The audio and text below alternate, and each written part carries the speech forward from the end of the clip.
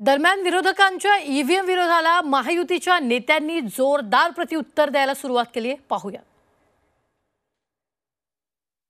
याचं उत्तर हे काल सर्वोच्च न्यायालयाने दिलेलं आहे आणि सर्वोच्च न्यायालयाने क्लिअर कट सांगितलं आहे की तुम्ही हारले की ईव्हीएम वाईट ही पद्धत बंद करा. ईव्हीएम टॅम्पर प्रूफ आहे, ईव्हीएमची पद्धत चालूच राहणार आहे हे सांगितलेलं आहे. हा रडीचा डाव आता बंद केला.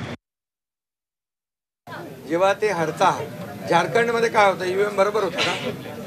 झारखंडमध्ये ईव्हीएम बरोबर होता, कर्नाटकमध्ये ईव्हीएम बरोबर होता, लोकसभेमध्ये ईव्हीएम बरोबर होता, लोकसभेत ईव्हीएम बरोबर होता का?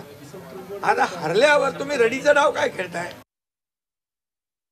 त्या लोकांचे दारुण पराभव झालेले आहेत आणि मग ते दारुण पराभव झाले असताना कसं सांगायचं की आपला दारुण पराभव झाला म्हणून कुणाच्या तरी माथी ते मारायचं. ह्या ईव्हीएममुळं आमचा फार चांगला रिझल्ट लागला असता, पण ईव्हीएमनी आम्हाला हे केलं. ईव्हीएममुळं आमची ही वेळ आमच्यावर आली असं काहीतरी सांगायचं आणि आपल्या जवळच्या कार्यकर्त्यांना थोडंसं नाही आपले लीडर आपल्याकरता काहीतरी मांडतायत असा केविलवाणा प्रयत्न करायचा. ठीक आहे, तो त्यांचा अधिकार आहे, त्यांनी काय करावं काय नाही.